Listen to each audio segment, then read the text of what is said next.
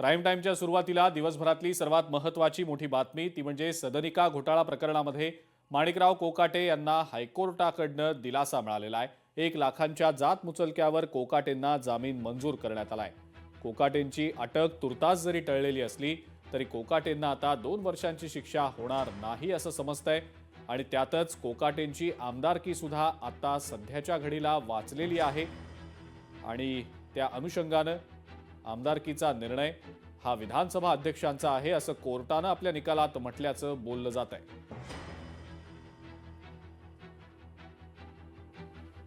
1 लाखांच्या जात मुचलक्यावर कोकाटेंना हा जामीन मिळालेला आहे। कोकाटेंसाठी हा एक खूप मोठा दिलासा आहे।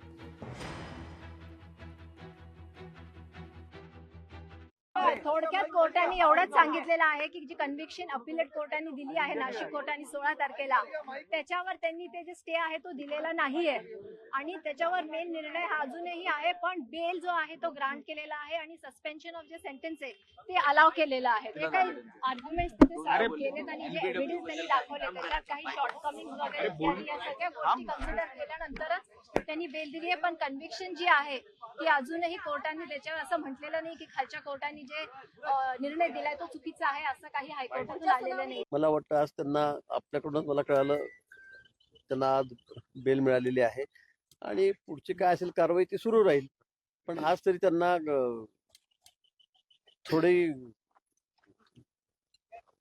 अवधी त्याच मिळालेली आहे, कारण 2 वेळा कोर्टाने शिक्षा त्यांना दिलेली होती आणि नियमानुसार कायद्यानुसार त्यांना त्या पदावर राहता येत नव्हतं हे तेवढंच खरं आहे आणि म्हणून त्यांनी सुद्धा या ठिकाणी मंत्रिपदाचा राजीनामा दिलेला आहे आणि मला असं वाटतं की पुढे अजून काय ती चौकशी आहे ती सगळी सुरू राहील। आता उच्च न्यायालयामध्ये अजून पुन्हा निकाल आल्यावर पुढचा निर्णय माननीय मुख्यमंत्री त्या ठिकाणी घेतील आणि त्यांचे नेते अजितदादा ते सुद्धा घेतील। माणिकराव कोकाटे हायकोर्टामध्ये गेले होते, हायकोर्टाने जो निर्णय दिलेला आहे त्याच्यावर कॉमेंट्स करणं योग्य नाही। जो काही त्यांना 1 लाख रुपये भरून जामीन दिला ते कोर्ट प्रोसेस आहे आणि म्हणून आता त्याच्यावर इतर भाष्य करण्यापेक्षा आता त्यांनी ती केस लढणे आणि पुढे जाणे हाच एक मार्ग त्यांच्यासमोर आहे। माणिकराव कोकाटेंकडची सर्व खाती काढलेली आहेत असं मुख्यमंत्री देवेंद्र फडणवीस यांनी आता सांगितलेलं आहे। कोकाटेंकडच्या खात्यांची जबाबदारी आता अजित पवारांकडे असणार आहे अशी माहिती सुद्धा मुख्यमंत्री देवेंद्र फडणवीस यांनी दिलेली आहे।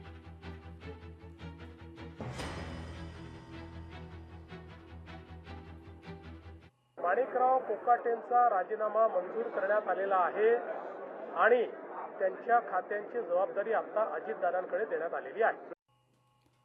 माणिकराव कोकाटेंना हायकोर्टानं दिलासा दिलाय त्यावर आता अनेक प्रतिक्रिया येत आहेत। कोर्टाचा निकाल सर्वांना मान्य करावा लागेल अशी प्रतिक्रिया महसूल मंत्री चंद्रशेखर बावनकुळे यांनी दिलेली आहे।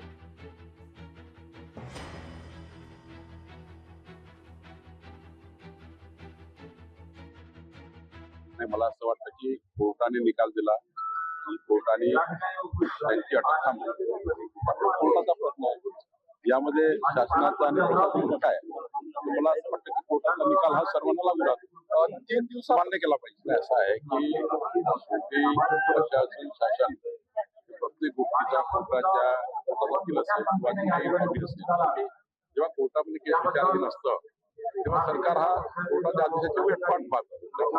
मला असं वाटतं की कोर्टाचा आदेश वगैरे आल्याशिवाय कुठल्या गोष्टी करता येत नाही। मला वाटतं की जे काही नियमाच्या तरतुदी पाहून आपण या ठिकाणी करतो निश्चितपणे मला असं वाटतं की कोर्टाच्या कायद्याचा कोर्टाच्या निकालाचा आम्ही सर्वजण पालन करू। लोकशाही मराठी ऐका, पहा, जागरूक रहा।